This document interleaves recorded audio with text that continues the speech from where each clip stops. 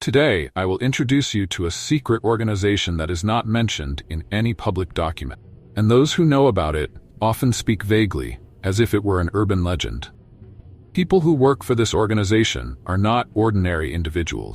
They have experienced horrific things in life, but nothing could prepare them for what lies ahead.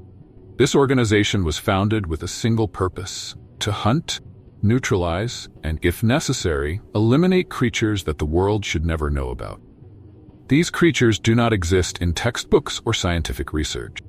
They are monsters lurking in the shadows of the world, where ordinary laws no longer apply.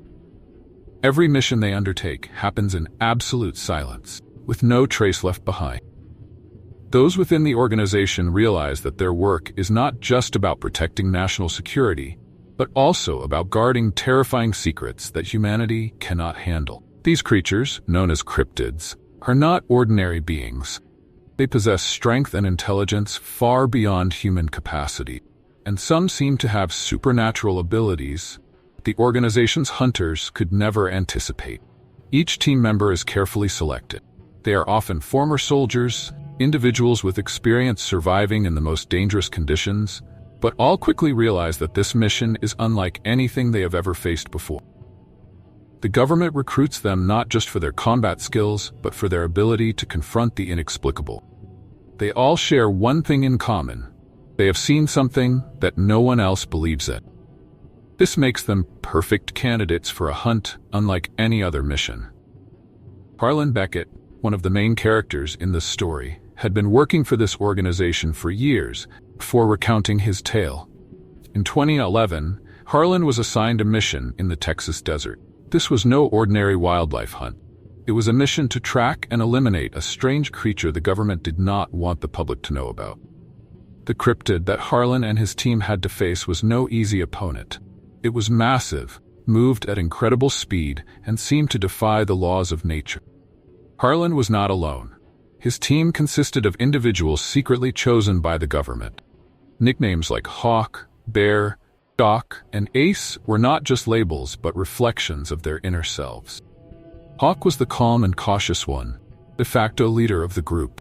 Bear was a giant of a man, full of strength with a rough but humorous personality. He became a fearsome combat machine when facing enemies. Doc was responsible for the team's health, and Ace was the cold, calculated marksman. Yet despite their professionalism, none could suppress the fear that arose when confronted with creatures they could not explain. When they received the mission, no one on the team had time to mentally prepare. The orders came from higher-ups, and they had to resolve the situation quickly. The appearance of this creature had caused a series of mysterious disappearances near a small town on the edge of Big Bend National Park. Normally, the team would spend weeks investigating, tracking, and planning. But this time, they only had a few days. The pressure came from high-ranking figures whom they were not allowed to question. Everything was kept under strict secrecy, but that only heightened the team's anxiety. It seemed that the leaders were deeply concerned about this creature. The disappearances had attracted public attention, which made the higher-ups uncomfortable. The creatures that the organization had to hunt, unlike any animals.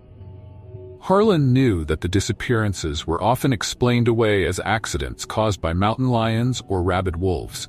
Sometimes even the local police knew or suspected the horrifying truth behind them. That's when Harlan's team would arrive, bringing with them guns, advanced technology, and a determination to eliminate creatures that did not belong to this world. Throughout its operations, the organization had handled countless cases involving bizarre creatures. From werewolf-like beings in Alaska to massive creatures with forms unlike any known species in the Texas desert. They weren't just hunters, they were the keepers of secrets. People who were never allowed to speak about what they had witnessed. Every mission was covered up with superficial stories of wildlife accidents or strange disappearances. But what was the truth? Truth was that there were things that existed beyond human understanding, and they were not easy to defeat. However, not all missions ended well. Some team members never returned. Whenever a member disappeared or was killed, the organization would conduct internal investigations. But the real causes were rarely revealed. The survivors were often pushed into psychological turmoil, but no one was allowed to leave the organization easily. The government awarded them medals, saying they should be proud of protecting the nation. But to them, those medals meant nothing more than reminders of the creatures they had faced. The creatures they hunted were not always monsters from legend or folklore. Sometimes they were the products of something that humanity should never have created. There were times when the team members began to suspect that they weren't protecting humanity from monsters, but rather protecting the government from the truth. The truth that there were creatures out there that could not be controlled, could not be fully destroyed, and perhaps the government was merely trying to hide the truth to avoid chaos. The mystery surrounding this organization made every mission more terrifying. They were never allowed to ask too many questions, never allowed to return to the sites where they completed a mission, and never knew for certain how many similar creatures were out there. The creatures they had hunted seemed like only the tip of a massive iceberg, and what they didn't know could be far more terrifying. Curiosity and fear always walked hand in hand on every mission.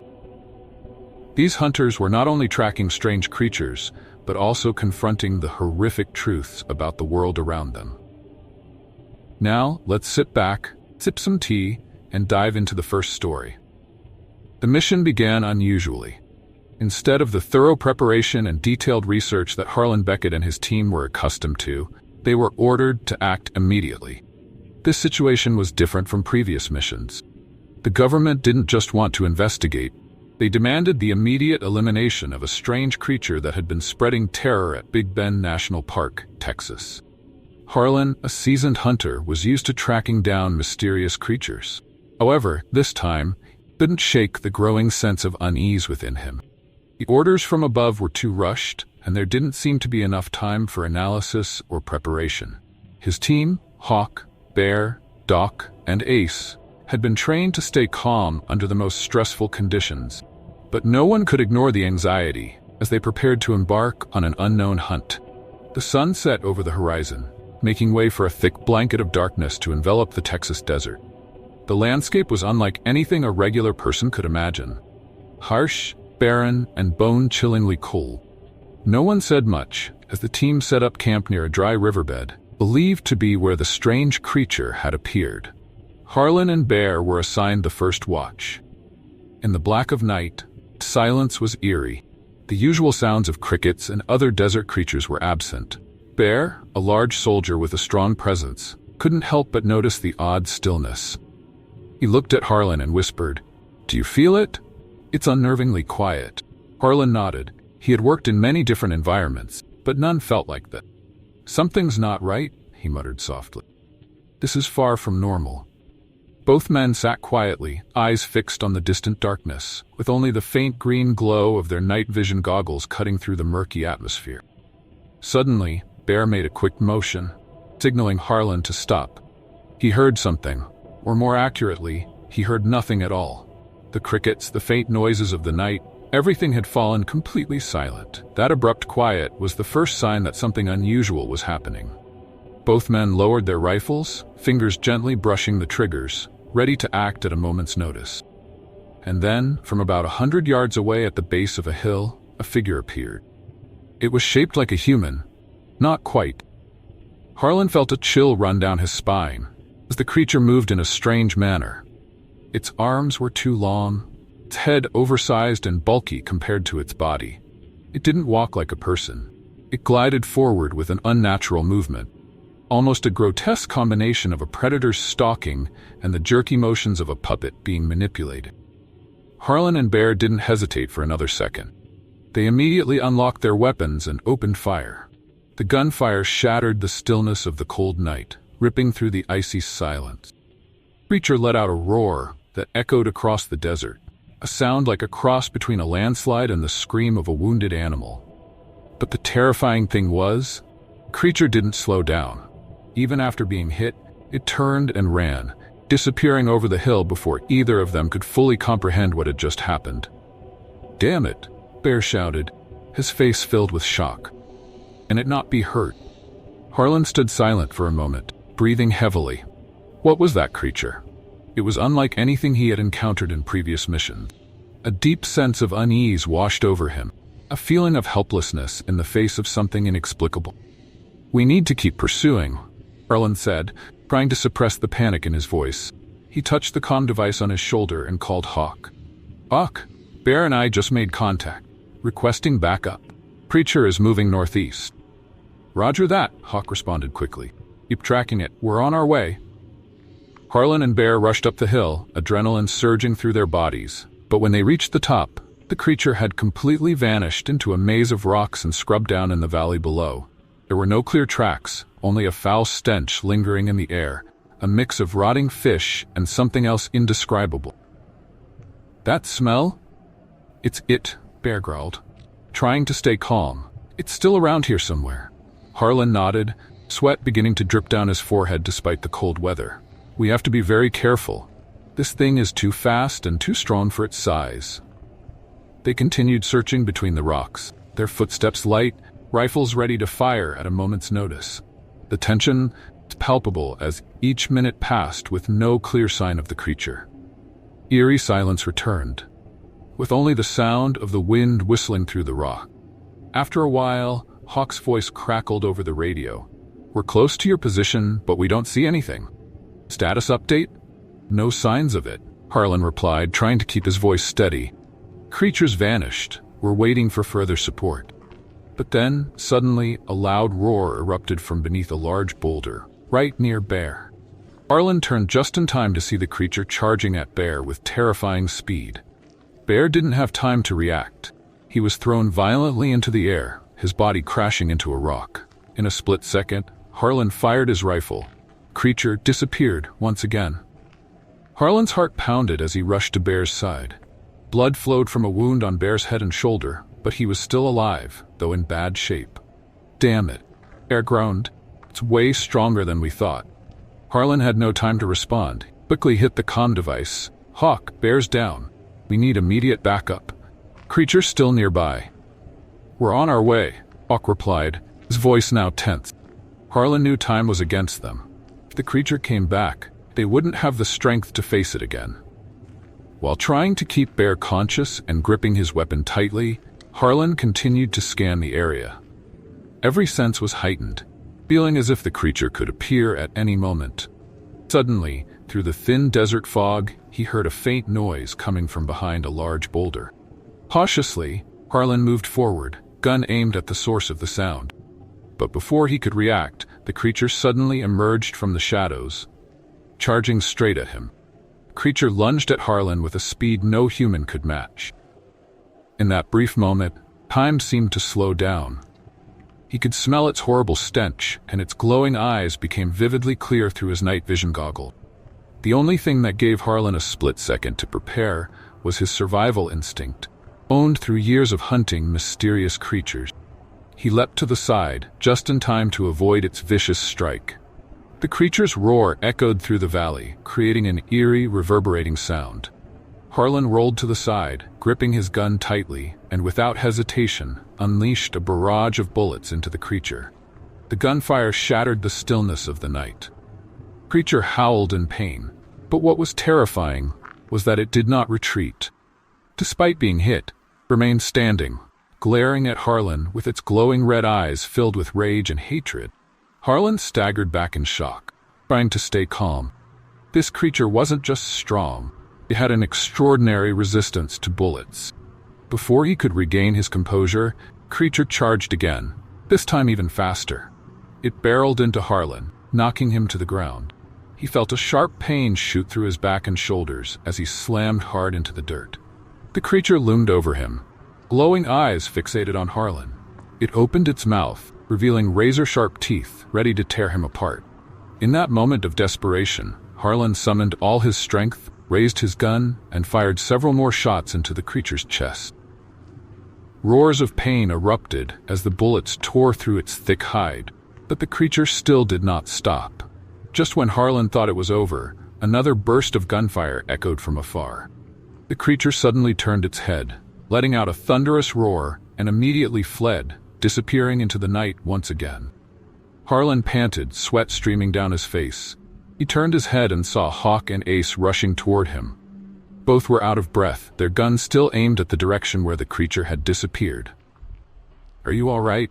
Hawk asked, his voice filled with concern. "I'm fine," Harlan nodded, trying to stand up despite the aching pain coursing through his body. "But Bear's badly hurt. We need to get him out of here immediately." Ace quickly moved over to Bear, checking his wounds. "We need to leave now. If that thing comes back, we won't be able to handle it."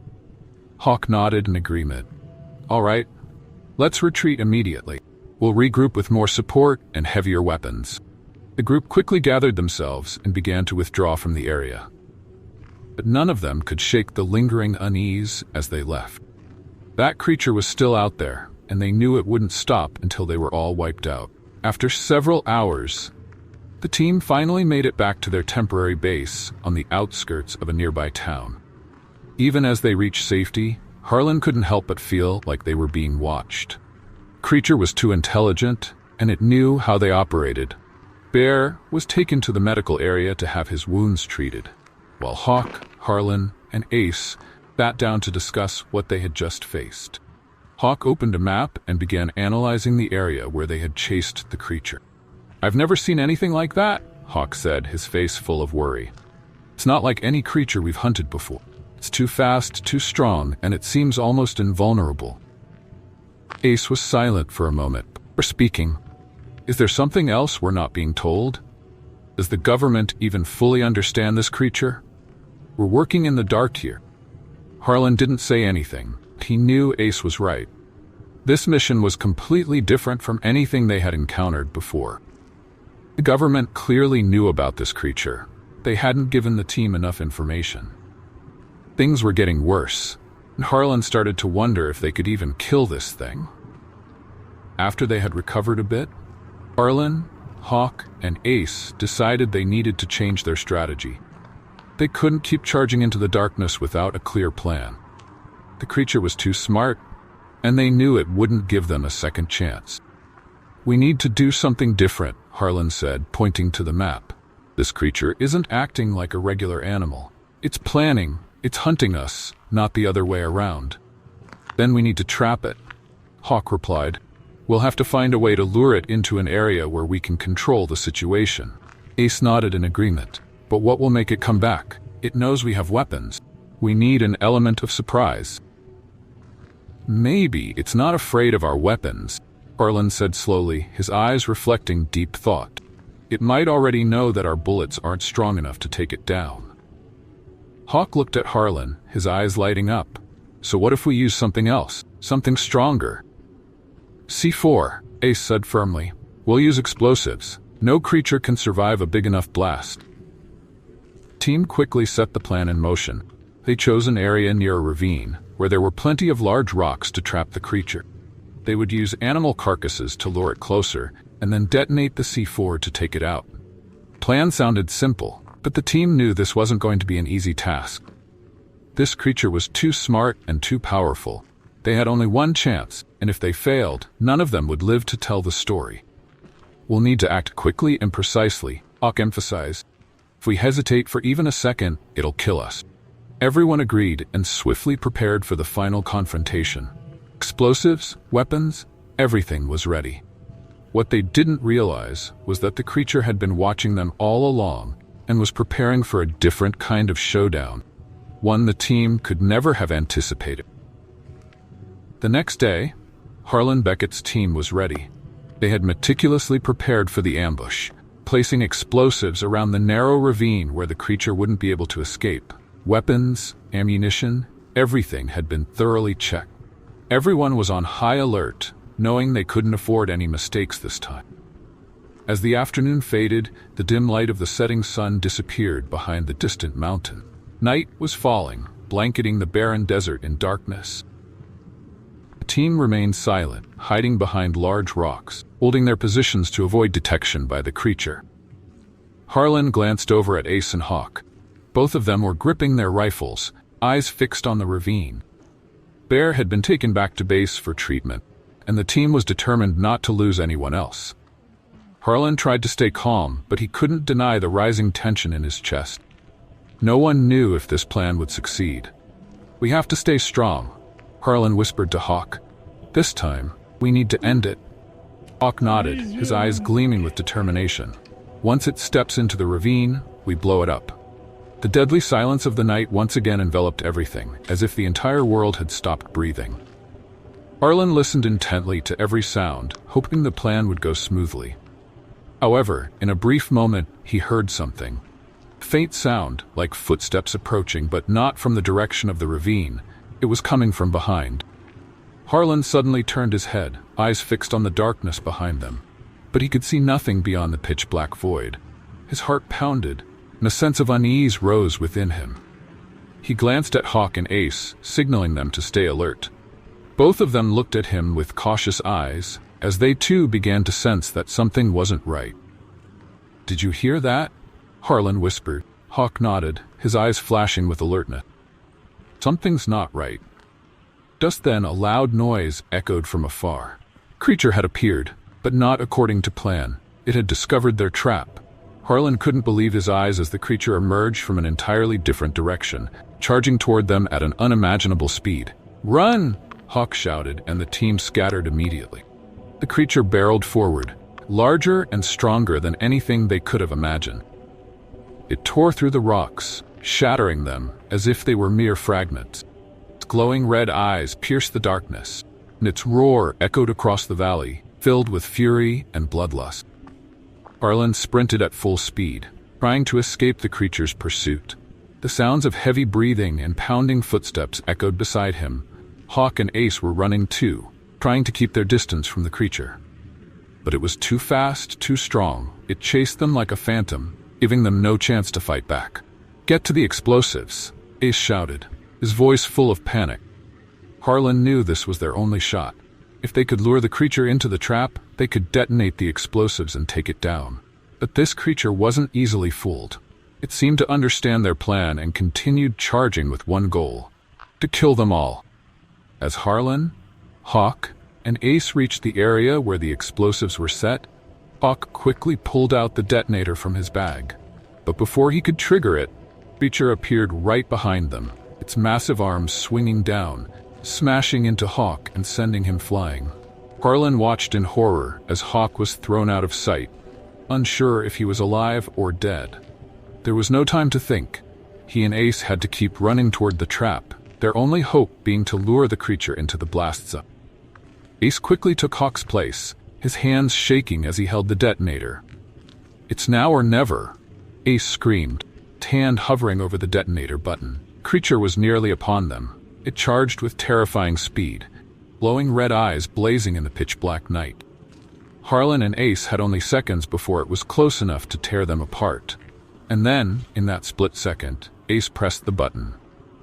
The entire ravine shook with the force of the explosion, the sound of the blast roaring like thunder across the valley. The ground trembled, massive boulders crashing down, burying everything beneath the ravine. A pillar of fire shot into the sky, lighting up the night for a brief moment before everything fell back into the deadly darkness. Harlan and Ace were thrown back by the force of the explosion. Harlan felt intense pain radiate through his entire body as he slammed hard into the ground. Everything around him seemed to spin, and his ears rang from the deafening blast. In that moment, he couldn't tell if he was still alive or already dead. He tried to open his eyes, though his vision was still blurry. The scene around him was filled with dust and debris. Everything was eerily quiet. No more roars from the creature, no more falling rocks or gunfire. Only the silence of the night enveloped everything. Harlan slowly stood up, his body aching and exhausted. He looked around, searching for Ace among the wreckage. After a moment, he spotted Ace also struggling to stand, his face pale and covered in dust, but he was alive. "We did it," Ace panted, his voice filled with astonishment. "We killed it." But Harlan wasn't so sure. Although they had successfully detonated the explosives and buried the creature under rocks and rubble, a part of him still felt uneasy. The creature was too strong, too smart. Had it really been destroyed, or had it simply disappeared for now? As both of them tried to recover, a faint sound came from the distance. Harlan and Ace both turned their heads, eyes full of caution. But it wasn't the creature returning. It was Hawk, who had vanished after the creature's attack. He stumbled out of the shadows, his face covered in wounds, but he was alive. "Is it over?" Hawk asked, his voice weak, but his eyes still resolute. Arlen looked at Hawk, then back at the pile of rubble behind them. "I'm not sure," he said, his voice thoughtful. "We may have killed it, but I don't think this is over." The group looked toward the ravine. They had completed the mission, but no one felt relieved. The creature had disappeared, but darkness still hung over the area, and the unease lingered in their hearts. Had the creature really been destroyed, or was this just the beginning of a new nightmare? My name is Ethan Hale, and this happened to me on February 8, 2015. Not that it matters much when dealing with things that don't fit into government forms. I'm just an ordinary person with a wife, kids, a dog too big for my apartment, and bills. Regular life stuff. Then there's the other life, the one where I clean up messes the news calls bear attacks or freak weather event. The government calls us consultants. We do the jobs no one knows about, hunting things no one believes exist. This time I was sent to Alaska, to a small town near the Arctic Circle, where several miners had gone missing. The locals blamed the weather, which made sense, given that it was winter in Alaska. But when they pulled one of the bodies out of the snow, it was clear that frostbite hadn't torn their bodies apart like that. I arrived in town with my partner Novak. Novak was a giant, former soldier, kind of guy who could pick a fight even in an empty room. I was more cautious, always looking for patterns and calculating risks. We made a good team when we weren't driving each other crazy. The town was terrified. They had seen something moving in the blizzard, but no one had gotten a clear look. We figured we had a few days to track it, for fear turned into panic. We started with the body, or what the bear had left behind. Novak let out a low whistle. Whatever had done this wasn't natural. Claw marks were too big, the teeth jagged, as if the creature had gnawed right through the bones. We found more clues along a ridge outside of town. The thing was huge, moving on all fours.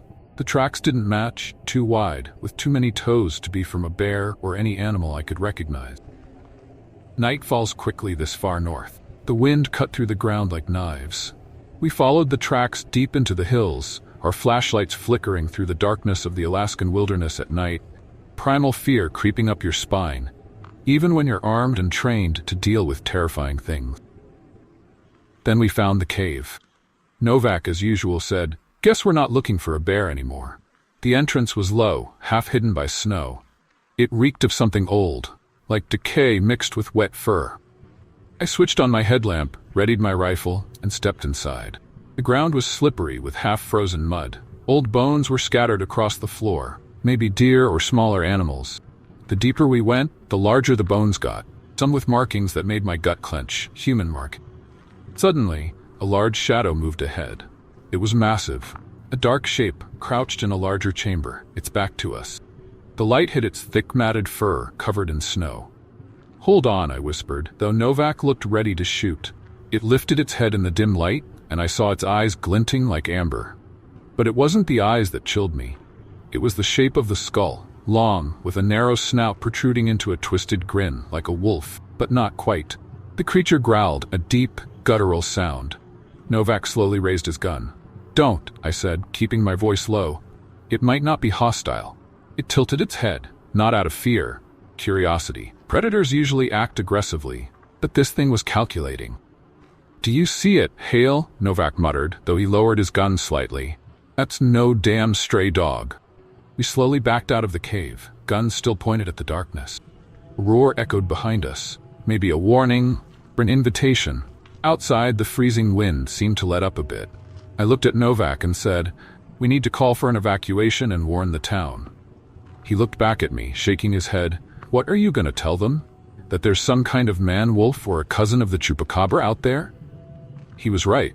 No one would believe it, not until there were more bodies. And that creature, it was smart, strong, and for now, restrained. We had the element of surprise. We might only get one chance to take it down before it came for the town. Novak grinned, wild glint in his eye. "So what's the plan, boss? You gonna use that brain of yours to take down the monster?" That night, we headed into town to grab more supplies.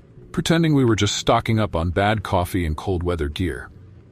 No one paid attention. We got what we needed: traps, bait, and a few heavier firearms, hidden under blankets in the truck bed. We set the traps back up on the hillside, using deer carcasses as bait, soaking the meat with enough tranquilizer to knock out an elephant. The cave was on the hill. The creature would smell the bait, track it down, and head straight for it. The plan was to trap it and knock it out when the helicopter dropped the net. On the second night, snow fell heavily, covering the hillside. We stayed hidden, with Novak snoring loud enough to wake the dead. The tension kept me wide awake, my heart pounding in my ears. Then, the wind shifted, carrying the stench of rotting meat and animal musk. I nudged Novak and pointed. A massive shape was moving up the hill, weaving through the swirling snow. It was bigger than I thought. "Jesus," Novak gasped, his eyes wide. He gripped his gun. Creature approached the first deer carcass, hesitated, then tore into the frozen meat. Perfect. The tranquilizer would kick in soon. I clicked the radio, signaling the helicopter team. I whispered to Novak, "It's almost time." We heard the chopper before we saw it, the blades cutting through the storm, searchlights swirling. The creature flinched, then rose onto its hind legs, towering over us. The golden eyes burned in the dim light and snow. It let out a roar that echoed across the desolate peaks, and then the tranquilizer started to take effect. It stumbled for a moment, its massive body suddenly disoriented. Novak yelled in triumph, firing off a burst, not to kill, but to drive it back. Creature staggered, roaring again in confusion and pain. The helicopter arrived, lights blazing down on it as the net dropped. It thrashed, claws tearing into the nylon. "Come on, you ugly thing!" Novak shouted, riding the adrenaline high of a successful hunt. But we hadn't accounted for the creature's strength. I felt a pang of doubt. We weren't dealing with a lost bear, but a smart, calculating creature. If we stopped now, it would come back next time and target the villagers. The ground shook, tremors rattling through my bones as the creature thrashed against the net. Novak moved forward, reckless as always, his gun aimed as if bullets would finish the job. Suddenly, the net didn't just rip, it was torn apart with intent. Huge claws shredded through the net as it broke free. Charged Novak, a storm of shredded netting and fury. "Novak," I screamed. He didn't react in time. Full weight of the creature crashed down on him, both of them tumbling into the snow. I heard a sickening crack, followed by a strangled scream that quickly turned into a wet gurgle. Searchlights spun wildly across the hillside, illuminating patches of fresh blood splattered against the white snow, Novak's gun lying a few feet away, and the creature, now just a shadow, disappearing into the swirling blizzard. Then it was gone, vanishing into the storm with unnatural grace and power. I staggered towards Novak, fear coiling in my gut like a venomous snake. There wasn't much left of him. The creature hadn't just killed him, it had torn him to pieces. My voice trembled as I called over the radio, choking out the words. Requesting backup, emergency, 1 man down. But I knew it didn't matter anymore. That thing was still out there, wounded, angry, and now it had tasted human blood. The cleanup team arrived with a large force, tranquilizers, soldiers better equipped than we were. But I didn't think they understood what they were up against. I gave my report mechanically. They would call it an animal attack. They would scour the surrounding forest, hunting the killer, perhaps labeling it as a rogue bear. That creature, we slowed it down. Maybe it's still out there, hiding in the storm, blending into the vast, endless wilderness of Alaska. The suits would return and lie to the town, but I knew it wasn't just an animal. We weren't dealing with lost nature. We were up against something ancient and cunning. Wouldn't go away, not without a fight. The story didn't end there. After returning to base, I felt like I had stepped out of a nightmare that I couldn't wake up from. The medical team checked me, but no one could soothe the haunting feeling inside me. All I could think about was Novak, how he was ripped apart right in front of me. I also thought about that creature, something far stronger than any animal we had ever faced. It wasn't just a predator, it had intelligence, bloodlust, and unimaginable power. Even after all the official reports were filed, unidentified animal attack, tragic loss of personnel, I couldn't shake the image of that creature from my mind, hiding in the blizzard. My superiors tried to reassure me, saying it was a failed mission and I should rest. But how could I rest knowing that thing was still out there, lurking? That night, I couldn't sleep. Creature's roar echoed in my ears, and Novak's death haunted me. They gave me an option, to leave the mission with an honorable discharge. I wanted, but I couldn't walk away like that. I wanted to go back, kill the thing that had taken my partner. While the soldiers and cleanup crew prepared to search for the creature, I knew what would happen next. They would comb the area, offering false theories about a rogue bear or some other predator. But I knew the truth. That thing wasn't an ordinary animal. It was something ancient, a monstrous being that could vanish into the snowstorm and meld into Alaska's wilderness. And then I made my decision. I would return. There would be no end to this story until I faced that creature again. There was no other choice. It had marked me, and I would hunt it, or it would hunt me. No matter how it ended, I had to see this through. People might think I've lost my mind, that I'm chasing after something that doesn't exist. But I know the truth about what we've faced. I can't turn my back on it. That's something no one else can understand. That monster isn't just a creature of darkness and storms. Become a part of me, a nightmare I can't shake, an enemy I have to face until everything ends. Under the cold light of dawn, they airlifted Novak's body, promising his wife some story to ease the pain. I stayed behind, knowing there was nothing more they could do than I could, and maybe this battle had become personal. Maybe I had gone mad, deciding to stay in the place that the creature called home. Later, sitting in a borrowed truck that reeked of old donuts and despair, I did what the old hunters used to do. Checked my gear. I looked over faded, ancient maps, searching for where the creature might hide. I sharpened the knives that Novak always mocked, whispering grim prayers into the cold wind. Then I started searching. Consequences. Those are the things the reports never mention. Things no one gets medals for. It's following half-familiar tracks across frozen streams, endless nights lying in wait, heart pounding with every faint noise in the trees. It's also facing the truth, that Novak wasn't the last person to die out here. Maybe not even the last one this year. People disappear in this wilderness all the time, swallowed whole by the land. Now, the darkness has grown teeth. Sometimes I think I see it, shadow at the edge of my vision. Sometimes I dream of it, not as a snarling beast, but as in the cave, silently watching, wounded, more of a victim than a villain. This fight has driven us both into this frozen wilderness. One hunting, the other just trying to survive. Some nights, I think about the life I left behind in the southern states. My wife, my kids, a whole other world. They'd say it wasn't worth it. One life in exchange for a monster. But sometimes you stand up not because it's the wise thing to do, because it's the only thing you can do. There are tracks that weren't there yesterday, leading deeper into the mountains. Bullets are heavy in my pocket, the sun is rising, and I have no more time to mourn Novak. The hunt isn't over here. Never really ends. A man against a monster, the odds impossibly skewed. But deep down, somewhere between madness and courage, I believe I've got one more fight left. This fight isn't about killing anymore. It's about not being killed. At least, not today. Tomorrow?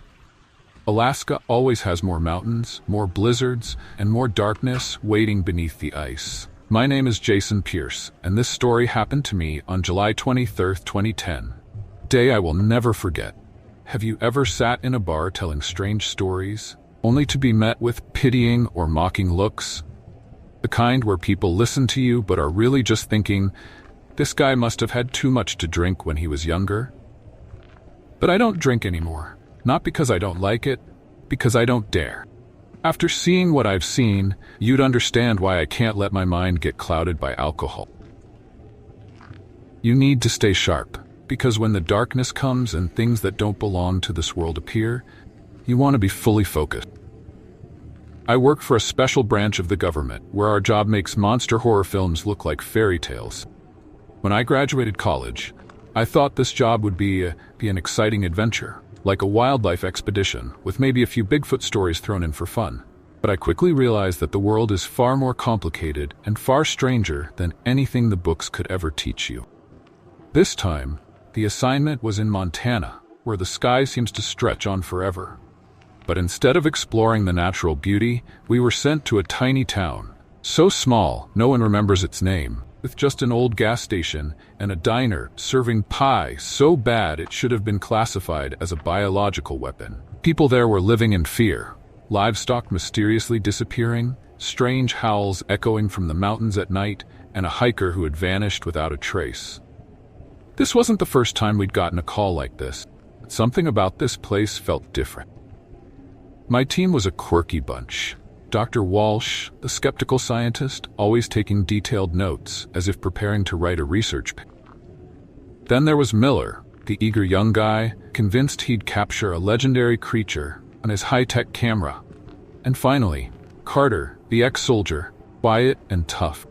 He had this uncanny ability to sense danger, like a sixth sense, something that had kept him alive through countless battles and tough assignments. I respected him, because when Carter felt something was wrong, you knew it was time to get ready. The first few days were just reconnaissance, but nothing is easy when working in Montana. The land is vast, and finding a creature smart enough to avoid humans is like looking for a needle in a haystack. Walsh was busy with samples, and Miller was obsessed with large footprints he couldn't identify. As for me, I had a chill running down my spine, as if something terrible was watching us. And the most troubling part was that Carter felt the same way. When Carter gets worried, it's never a good sign. Night fell quickly, bringing with it a bone-chilling cold, even though it was summer. The air atop the mountain seemed to freeze solid. We huddled around the small fire we had built, but its light and warmth did little to help. The silence of the forest night enveloped us, making every small sound seem amplified. Carter was the first to sense something was wrong.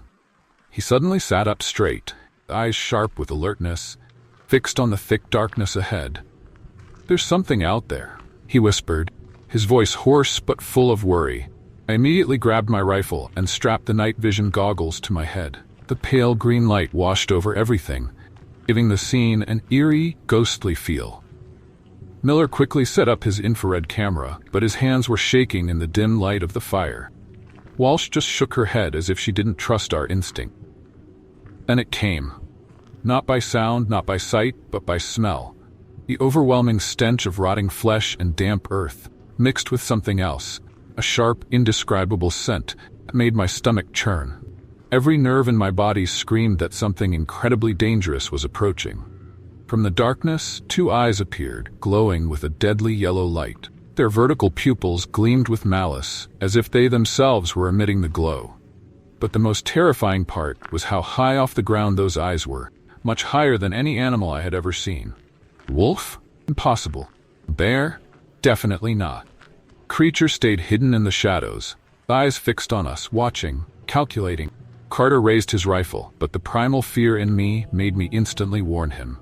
"Don't shoot unless it charges," I whispered, afraid that any provocation could be the wrong move. And then, the most horrifying thing happened. A faint chuckle echoed from the darkness, as if the creature was mocking us. It wasn't the laugh of an animal, something intelligent, sinister, and calculating. I could feel the taunting, as if we were mere prey it was toying with before making its move. My blood ran cold. This wasn't just a predator. It was playing with us, like a cat plays with a mouse before the kill. Walsh began to tremble, the fear unmistakable in her eyes. "I think we should head back to the car," she whispered, her voice shaking. No one needed to say another word. Getting back to the car became our top priority. It was a race against the fear, and we knew if we stopped or looked back, we might never make it out. Our footsteps echoed in the stillness, as if even they were afraid of something chasing us. Finally, we reached the car and slammed the doors shut. In the first few moments, the only sound was our heavy breathing and the terrifying silence. But then, from the back of the car, the scratching started. First at the rear, then a soft tapping on the windows, as if something outside was trying to get in. I didn't dare turn around, but then a pair of yellow eyes appeared right in front of the windshield, just inches from my face.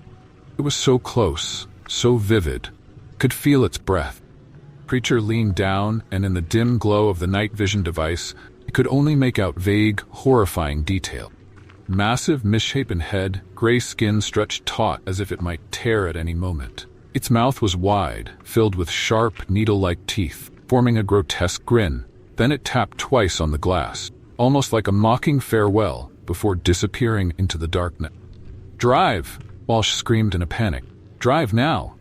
I yanked the gear shift, slammed my foot on the gas, and the truck roared to life, tearing out of the forest like it, too, was terrified. The wheels bounced on the pothole-filled dirt road, shaking us violently, but I didn't dare slow down. Carter sat beside me, rifle ready in his hands, his sharp gaze following every tree branch, every shadow that flashed by. He didn't say a word, but the tension radiating from him was like a silent storm, letting me know he felt the same dread I was experiencing. In the back, Miller slumped over, his eyes wide but empty, clutching his camera, as if it was the only thing keeping him grounded in reality. His quiet sobs mixed with the sound of the tires grinding against the dirt. Walsh, sitting next to me, clung to the truck's handlebar, her nails digging into her skin. Her face was ghostly pale, eyes wide with fear. Gone was the usual skepticism and confidence. We didn't stop, didn't even slow down, even when we left the forest and merged onto the main road. No one said a word. No one dared look at each other. We just sat there, hearts pounding in our chests, as if even pausing for a second would bring that creature back. Finally, as dawn began to break, the first light of the sun filtering through the trees, we spotted a rundown motel on the side of the road. I pulled the truck into the lot, and we stumbled out, our legs shaking, weak from exhaustion. Every step felt heavy, as if we had just escaped from a nightmare with no way out. We made our way inside the motel, which smelled of mildew and cigarette smoke, but at least it was a place with four walls. The old man behind the counter looked at us with curiosity, but didn't ask any question. Maybe he had seen strange guests before, or maybe he just didn't care. We rented a small room with nothing but old beds and faded blanket. We didn't speak, just collapsed onto the beds, hoping to escape the nightmare for a little while. But I knew nothing would ever be the same again. What we had seen, what we had gone through, would follow us for the rest of our lives. The next day, Miller quit. He packed his things and said goodbye to us with a shaky voice. He didn't say where he was going, only that he'd never return to this line of work again. I didn't blame him. He was young, with his whole life ahead of him, and walking away from this nightmare was the only thing he could do to save himself. Walsh, the confident and proud scientist, now seemed lost and silent. I noticed she started drinking more, trying to drown out the haunting images in her mind. Her meticulous notes and scientific skepticism had become meaningless in the face of something that couldn't be explained. No data, no samples could have prepared her for the monster we had seen. Carter disappeared in a strange way. He didn't say a word to anyone, just suddenly left. Some say he went back to those mountains, continuing the hunt for the creature that had hunted us. A man like Carter doesn't give up easily, and I know if there's anyone with the patience and strength to face it, it's him. As for me, I stayed behind, still doing the job I knew I couldn't escape. Someone has to do it, and if not me, then who? But after that night, I was no longer the confident young man I used to be.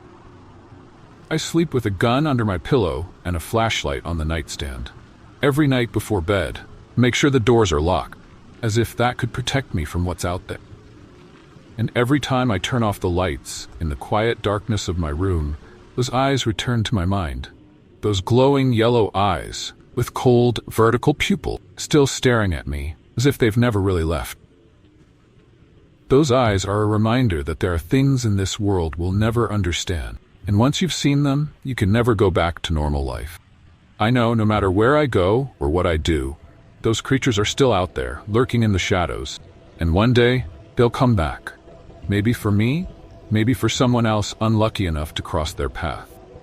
But when that day comes, I'll be ready. Can't run forever. And even though this confrontation might end in death, I'll stand my ground. Because sometimes, fighting back isn't about being smart or wise. It's about doing the only thing you can. My name is Ezekiel Barnes, and this happened to me on October 6, 2003. I used to be in the military. Kind of soldier the government sends on missions no regular soldier should ever have to see. These days, my job is to hunt down things that don't belong in the natural world, for a branch of the government most people consider an urban legend. My wife used to laugh and call it my ghost hunting job.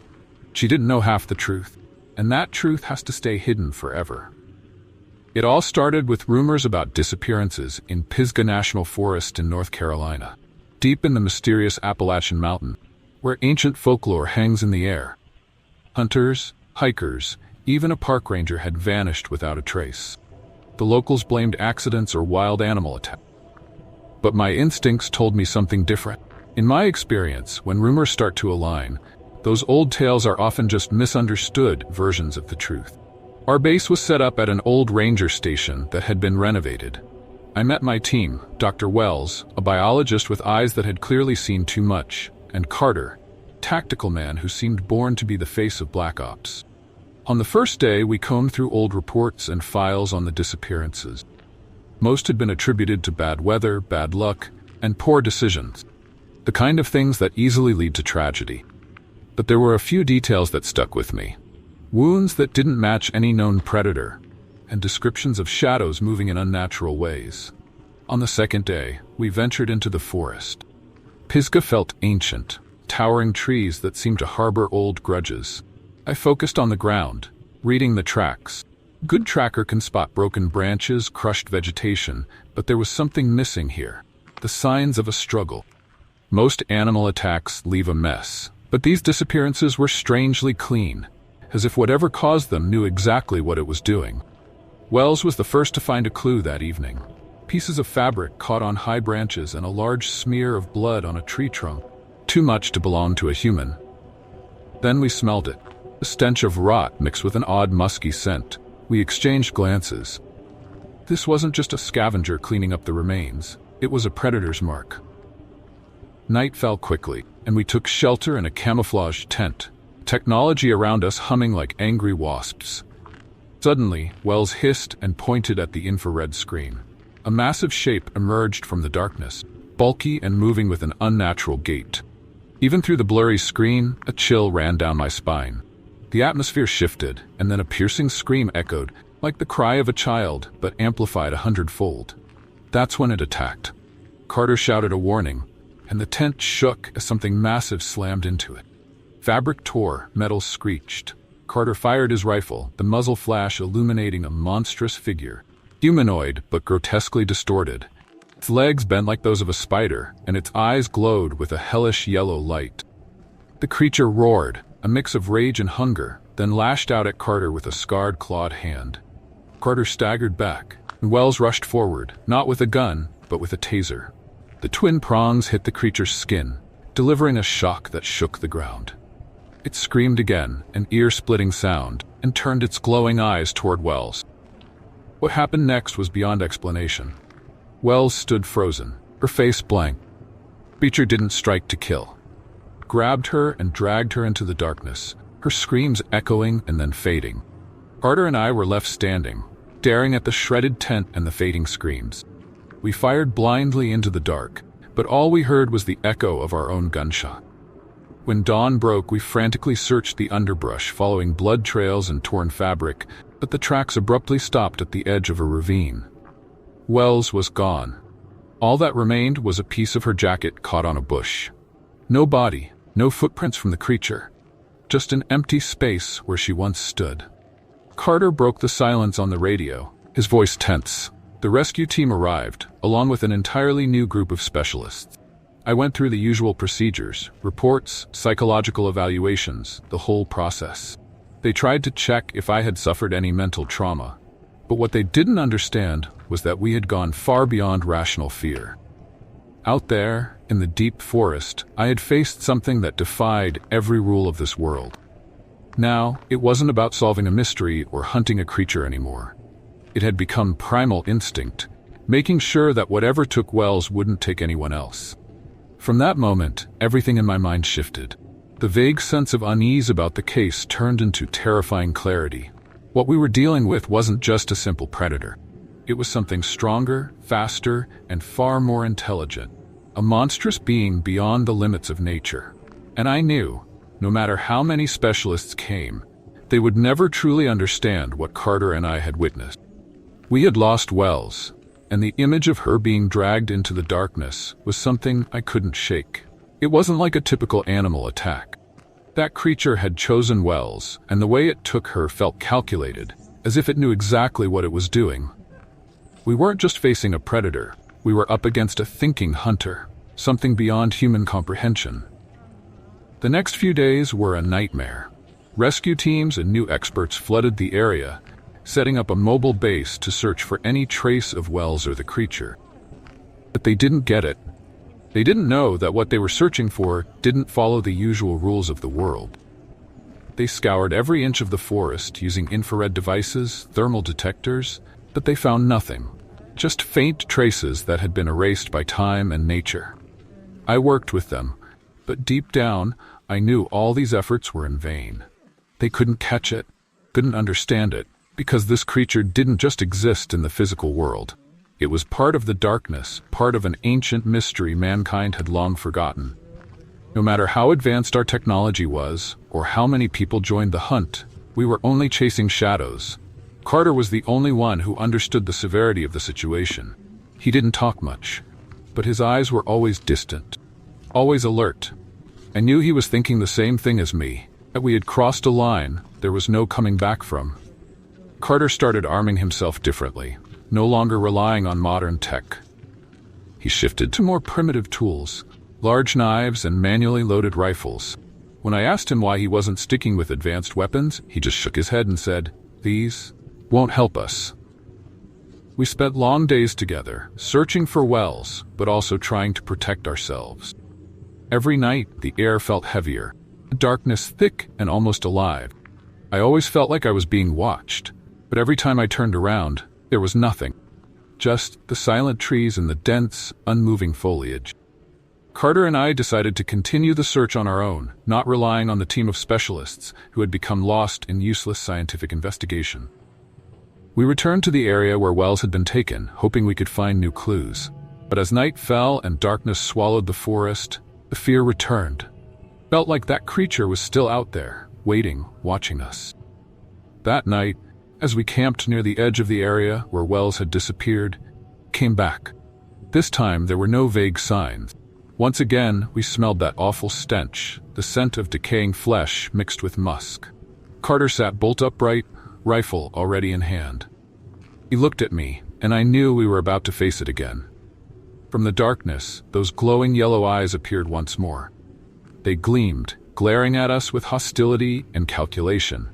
I could feel the aggression radiating from the creature, unlike anything I'd ever encountered. This wasn't a fight against a normal animal. It was a battle with something ancient, something that had existed far longer than any species on Earth. "We can't beat it like this," Carter whispered, his voice cold but resolute. I knew he was right. The weapons we had wouldn't harm it. And in that moment, I realized this fight wasn't just about survival anymore. It was about stopping this thing from harming anyone else. We were no longer hunters. We were prey, trying to escape the inevitable. The next morning, after the creature had disappeared once again into the night, Carter decided to leave. He didn't say exactly where he was going, but I knew he wasn't returning to normal life. He had become part of this war, and he would continue hunting that creature until he couldn't anymore. As for me, I returned to everyday life, but I was no longer the same person. What I had witnessed would haunt me for the rest of my days, and I knew that no matter how hard I tried to forget, the darkness of Pisgah Forest would always be there, waiting for another day, another victim. My name is Silas Hagen, and this story happened in the summer of 1999, an event that completely changed my life and left haunting memories for the rest of it. I worked for a branch of the government that many believe exists only in urban legends, specializing in investigating and dealing with mysterious creatures, kind of creatures you only think of when watching horror movies. My mission wasn't just to discover the unknown, but to control and, if necessary, eliminate it. Yes, I've seen things that even the toughest horror fans couldn't bear to witness. This mission came to me like a ticking time bomb. String of mysterious disappearances in Rangel St. Elias National Park, Alaska. Hikers, hunters, all vanished without a trace. No bodies, no signs of struggle, as if they had never existed. Locals began whispering about Bigfoot or something far worse, and that's when I was sent in. I arrived in Anchorage and rented an old, beat-up truck, a vehicle that had clearly seen better days and was now my only companion on this journey. I drove toward Rangel, a vast wilderness with glaciers and towering peaks. The landscape made one feel small and insignificant, perfect for things that wanted to hide. My base was a remote ranger station, perched on the edge of the park, surrounded by a stark, cold wilderness. Upon arrival, I met the head ranger, Wyatt, an old Alaskan man, his face weathered but still resilient. He recounted the events with a tone full of concern. In the past 2 months, 5 experienced hunters and hikers had gone missing. They knew how to survive in the wild. That didn't help them out here.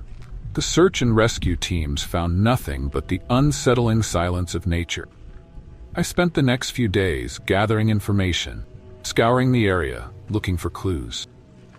The only thing the disappearances had in common was that they all occurred near a distant glacial lake, hidden among the high mountains.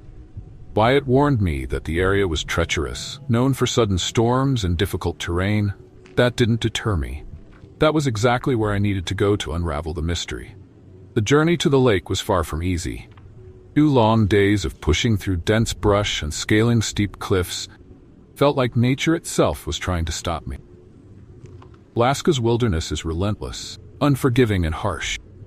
Finally, when I reached the shores of the lake, I was exhausted, soaked to the bone from a sudden downpour. The sight before me made it all worthwhile. The glacial lake was a perfect circle, with icy blue water surrounded by jagged mountain peaks that looked like the teeth of a giant beast. The thin air and the eerie silence blanketed the entire area. I set up camp on a cliff overlooking the lake, and as the sun began to sink behind the mountains, a creeping sense of unease settled into my bones. Though I'd been through many dangerous missions, this felt different, more primal, like I was trespassing on something that didn't belong to this world. I scanned the shores of the lake with my binoculars, searching for any sign of movement. There was nothing. Night fell, bringing with it a biting cold, as if this place was defending itself with an invisible blanket of ice. I curled up in my tent, my rifle right next to me, but sleep wouldn't come. The wind howled outside like ghostly whispers.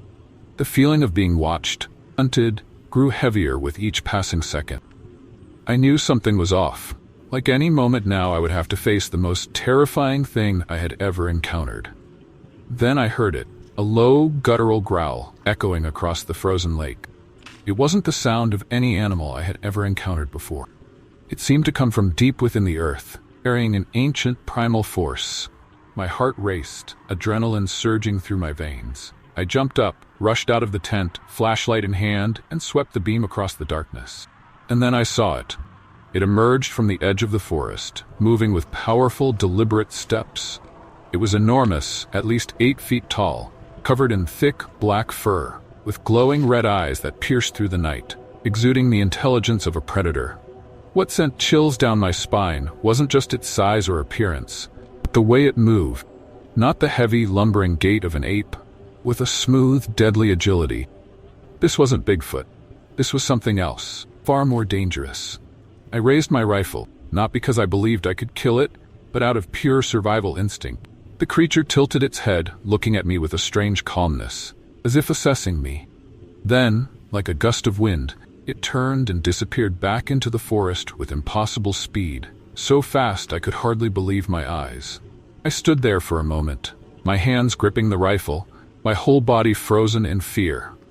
When my senses returned, I knew I had to get back inside the tent, lock everything down, and pray that it wouldn't return. The rest of the night, I curled up in the tent, jumping at every rustle of leaves outside, my heart racing.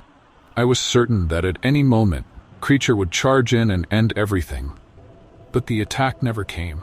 When dawn finally broke, I stumbled out of the tent, exhausted from sleeplessness and the overwhelming fear that had gripped me all night. The creature was gone, as if it had never been there. I packed up camp faster than I ever had before, every movement driven by adrenaline. The journey back to the base felt like a blur, everything fading into a haze in my mind.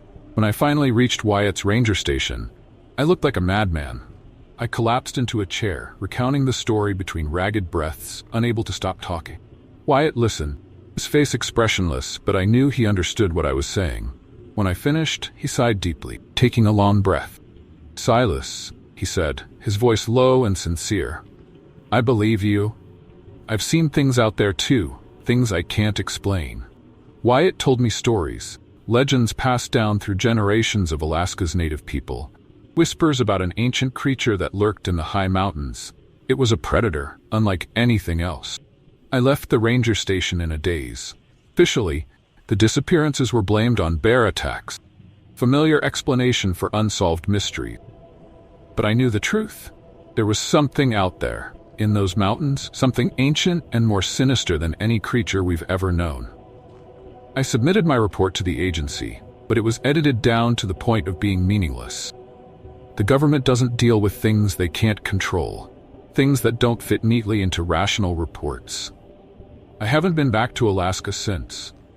Sometimes, in the long, sleepless nights, I can still feel the cold of that wilderness and see those terrifying red eyes watching me from the darkness. My name is Caden Mercer, and this happened to me on July 22nd, 1997. Funny, when I was a kid, I always thought the worst things only happened far away, in some dark alley or forgotten forest. That's the thing about small towns in America. They lull you into a false sense of security. I worked for a special unit. Don't expect too much. It's nothing like in the X-Files. We didn't chase aliens or investigate government conspiracies. Officially, we didn't exist, and if we did, our job was simply to handle unexplained wildlife. That's putting it lightly. In reality, some of us believed, or at least considered the possibility, that we were hunting cryptids, monsters thought to be extinct, or creatures that never should have existed. For years, my job was like paying taxes. Reports of strange noises, livestock mutilations, fake photos posted on forums by people looking for a bit of online fame. Most were easily debunked, but it paid the bills and got me out into nature. Honestly, who was I to say there wasn't a Sasquatch wandering around the Pacific Northwest? Then the call came. It started with the disappearances of hikers. A surprisingly high number for such a small, nearly uninhabited area in the Sawtooth Mountains of Idaho. It's a remote place. Even locals only ventured there during hunting season. But with each disappearance, the stories from the townsfolk became wilder. Whispers about things in the woods, things that didn't move like people. When your superiors are ghost story enthusiasts hidden behind government paychecks, stories like this are a feast for them. Suddenly, a team was mobilized. Me, along with two others, Jensen and West, and our always skeptical tech specialist, Ashley. We piled into an old beat-up truck and headed west. We arrived in the town 3 days later. The place looked like the set of a B-grade Western movie. The sheriff was a kind old man named Harlan, clearly wanted to tell us what he thought was happening, but we pretended we didn't know anything. We set up base at a rundown motel, the only one in town, and got to work. We started with the disappearances. Nothing complicated. Photos, old maps, basic personal record. The first missing people were experienced hikers, following well-known trails, which made us think they might have slipped, twisted an ankle, or got caught in a landslide. The usual explanations. But then things got weird. The most recent 3 victims were a family, a father, mother, and child, who vanished without a trace. Jensen, a former Marine with the grumpy charm of a bulldog, squinted at an aerial photo of the area. "You ever tried hiking with a kid, Mercer?" "Can't say I have, big guy," I replied. He pointed to a tangled network of old logging roads, just a few miles from the last campsite where the family was seen. "This ain't a nature trail. This is where cars go to break their axles." We all fell silent. Harlan noticed the look in our eyes, a look that said we were starting to share his crazy theory. Plan for the next day was simple. Head into the forest, survey the area, and get a feel for the terrain. We packed enough gear to make a conspiracy theorist blush, then ventured into the wilderness. It was classic mountain terrain, dense pine forests, jagged rocks, and a biting chill in the air. No phone signal, just us and the constant buzzing of mosquitoes that had West cursing every few steps. Hours passed and we found no trace of the missing people. There wasn't anything strange, really, except for the oppressive silence. The higher we climbed, the fewer signs of wildlife we saw. The birds disappeared. Even the squirrels seemed to have fled. Sunset was our deadline, and we knew we had to turn back and come up with a new plan. Ashley had marked a large loop on the GPS to guide us back to the main trail. As we neared the end of the loop, everyone was a bit tired and tense. Then it happened. Crack, not of a twig, but of a large branch snapping. We all spun around, raising our rifles, and there it stood, just 10 feet away. It was like a scene from a bad wildlife documentary come to life. The figure was over 7 feet tall, lean but rippling with muscle. Its face was human-like but grotesquely deformed, cheekbones jutting out unnaturally, a wide square jaw, and its eyes, black, soulless pits that stared into us with an intensity that froze us in place. It wore tattered clothes, matted hair clinging to its filthy skin, which had a sickly grayish hue. For a heartbeat, we stood there frozen. Then instinct, or stupidity, kicked in. "What the hell are you?" West shouted, his rifle steady. Preacher didn't respond. Sab only tilted its head and continued watching us. Jensen cursed, raising his gun. I was about to stop him, a mess of rules and primal fear tearing at my mind. But before a shot could be fired, the creature moved. Not towards us, but past us, like a gust of wind, trailing tattered clothes and diseased flesh. I heard Ashley scream, a short, sharp cry. We turned around, and there she was, being dragged into the forest, a creature holding her by one leg. Jensen fired his gun. The creature flinched, but didn't go down, only turning to face us, still clutching Ashley. A bone-crunching snap echoed through the gunfire, and her screams went silent. Then it was gone, disappearing into the green shadows of the forest like a ghost. We stood there, gasping for breath, unable to speak. The treetops swayed, mocking us. Jensen collapsed and vomited. Wes just stood there, his mouth hanging open, unable to find words. I was the first to snap back. "We need to go now," I croaked, my voice ragged. The journey back was a whirlwind of adrenaline and terror. I led the way, my mind spiraling with what-ifs and should-haves. Had we just witnessed the legendary local monster, or was it just a man gone feral, a recluse turned beast? When we finally reached the dusty road and the beat-up truck, I radioed headquarters, my voice trembling in a way I hadn't experienced since leaving the military. We waited for hours, Jensen staring at the setting sun, West pacing like a caged animal. Every small noise in the leaves made my heart race. Then they arrived. Not the local police, not the rangers, but a convoy of black SUVs. Out stepped soldiers in military uniforms, our unofficial bosses, the ones who usually just waited for our reports, but this time had shown up in person. Harlan was with them, his face pale, his once friendly demeanor replaced with a cold determination. Leading the group was a woman I had never seen before, tall with sharp features, her eyes cold like shards of ice. She barely glanced at us, heading straight for the tree line with half a dozen armed men in tow. We waited, the anxious hours ticking by under a now star-filled sky. The forest seemed like a black hole, silent and menacing. Finally, they reappeared, 4 soldiers carrying something between them, a body bag, long and unusually bulky. The woman approached us, holding a yellow file. "Sergeant Mercer," she said, her voice flat. I nodded, my throat tightening. "There's been an incident," she began, her tone cold and formal. "A member of your team could not be located." Pause. The emotionless words couldn't hide the brutal truth. Ashley was gone. "What the hell was that thing?" Jensen finally choked out. "What was it?" "Undetermined." The woman replied bluntly. "The specimen and all materials from your camp are being collected for analysis. You will be transported immediately for a full debrief." She glanced over us before her gaze settled on Harlan. "Sheriff, your town has been through a difficult time. Rest assured, we will find those who are missing and ensure that whatever is responsible." She hesitated for a moment, then continued, "Will no longer be a problem." Harlan nodded, accepting it warily. The fight gone from him. The lies, the half-truths, typical government tactics to keep the public calm. We all knew what they were really after. Data, specimens, evidence to bring back to their offices in Washington, D.C. to justify their budgets and keep their operations going. The interrogation was a nightmare. Sterile rooms, endless questions, dissecting every word, every hesitation.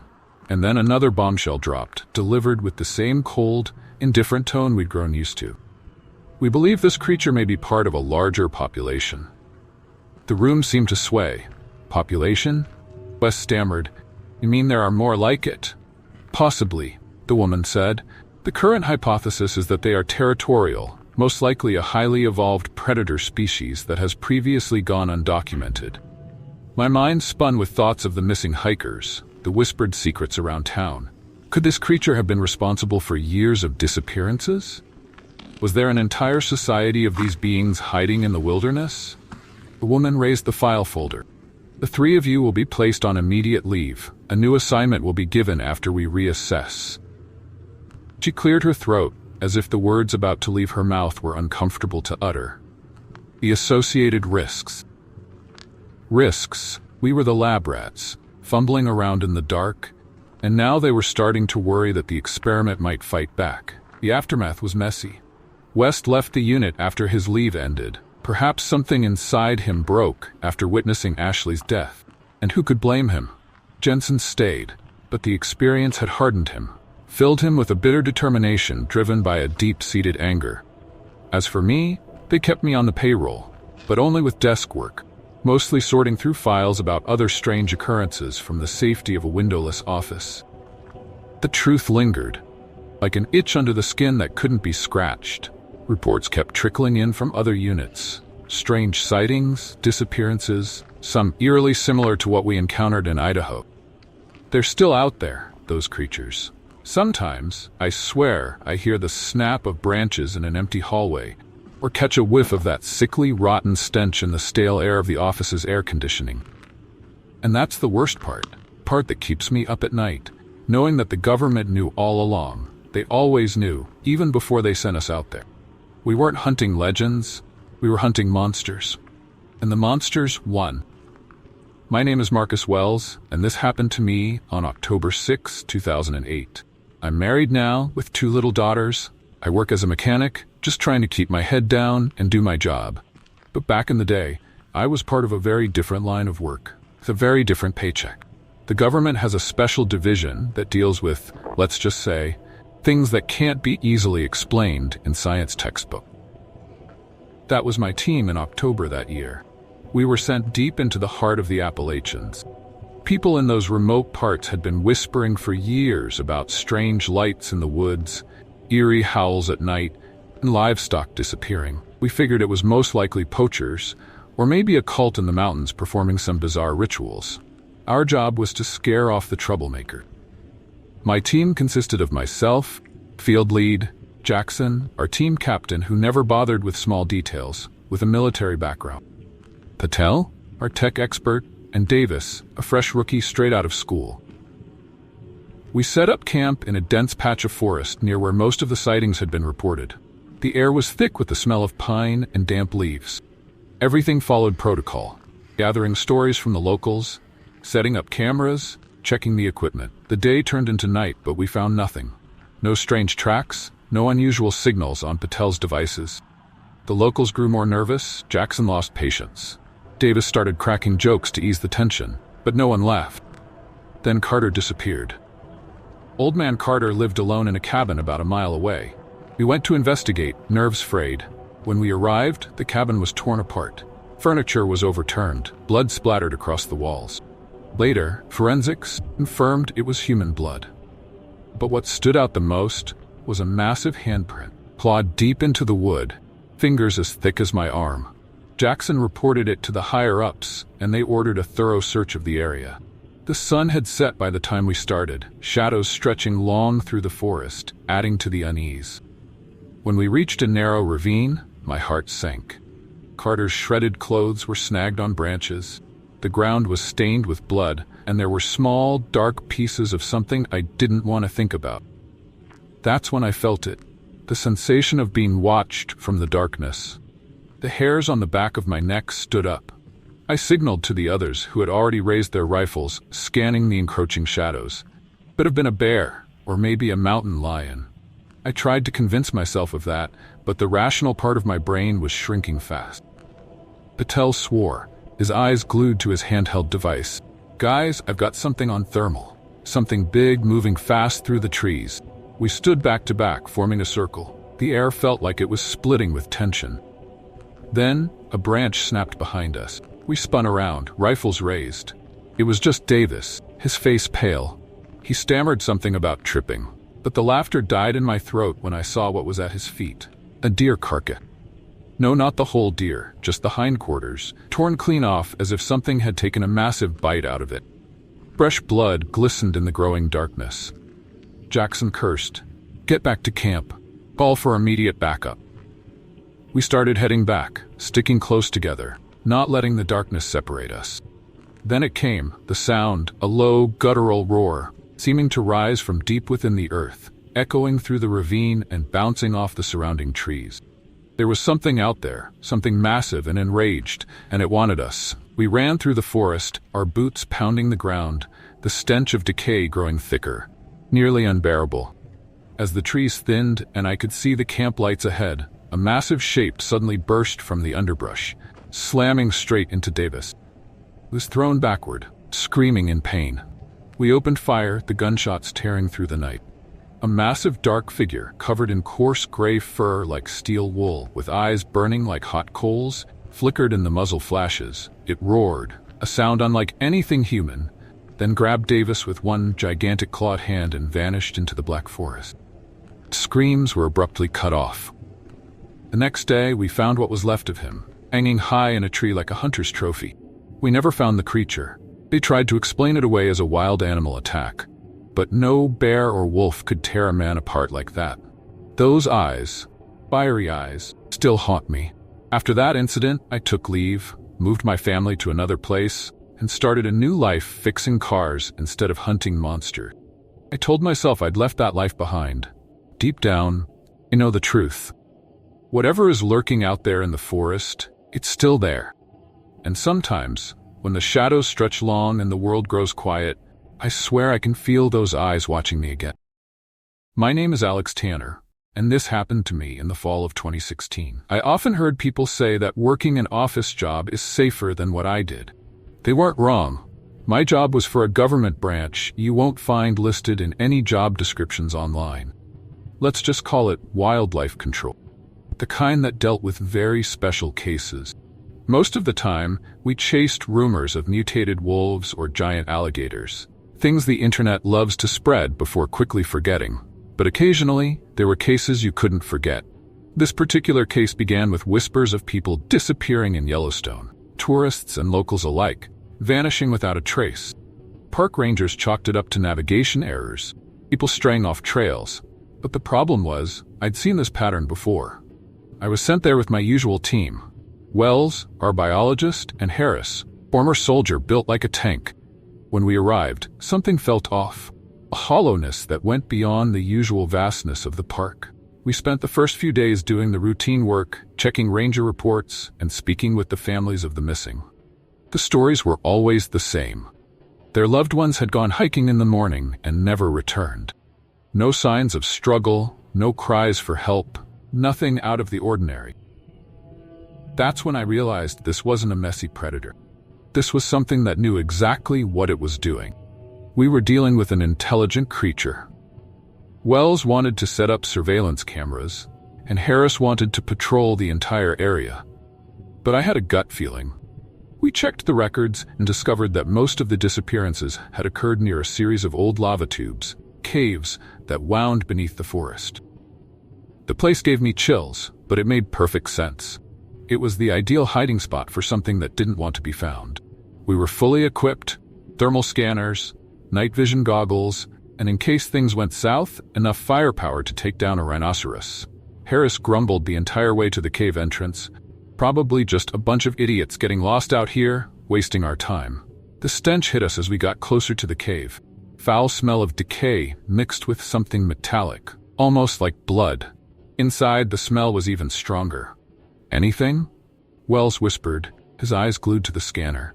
Harris shook his head. "Just darkness." That's when we saw the scattered bones on the floor. Some human, some not. Skulls with oversized, grotesque teeth. We realized this thing wasn't just a predator, it was a collector of trophies. Then a shadow flickered across the far wall. Harris raised his gun instantly, but it was gone. Whatever it was toying with us. A low growl echoed through the tunnel, shaking the ceiling.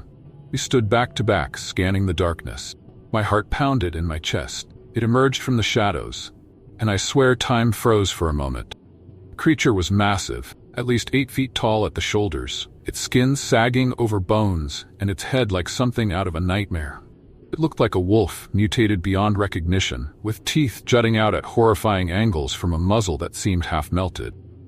But the worst part was the eyes. Cold, calculating intelligence burned in them. "Tranquilize it," I croaked, knowing it was pointless. This wasn't a creature of mere flesh and bone. It lunged, a blur of muscle and claws. Harris opened fire, but the bullets barely scratched its thick hide. It slammed into Harris, sending his gun flying. He roared, not in fear, but in anger, as he fought to buy us time. Wells had the presence of mind to toss me the backpack. I fumbled with the zipper, cursing under my breath as the grenades were buried deep. Creature pinned Harris down. He was still fighting. But even someone like Harris couldn't match the raw strength of this monster. "Wells, run!" I shouted, finally pulling out a grenade. "Run!" He didn't argue, sprinting toward the cave entrance. I rushed forward, pulling the pin. Creature turned, locking its eyes on me. I threw the grenade, praying to any god that would listen. Landed at the creature's feet. It lunged toward me, claws extended, and then the world exploded. I don't remember much after that, just the sensation of being flung backward. Blast throwing me across the cave. Then Wells was dragging me to my feet, shouting in my ear. We stumbled out of the cave as the explosion roared behind us, sealing whatever was left inside. What followed was interrogation, threats about national security, and the way they looked at us like we had lost our minds. Harris never fully recovered from his injuries. He left the unit a few months later. Wells doubled his anxiety medication. And me? I stayed. Someone had to watch the darkness, to face the things the world pretends don't exist. Maybe I'm going mad, but sometimes at night, when the wind howls and sounds almost like screams, I think maybe the whole world has already lost its mind.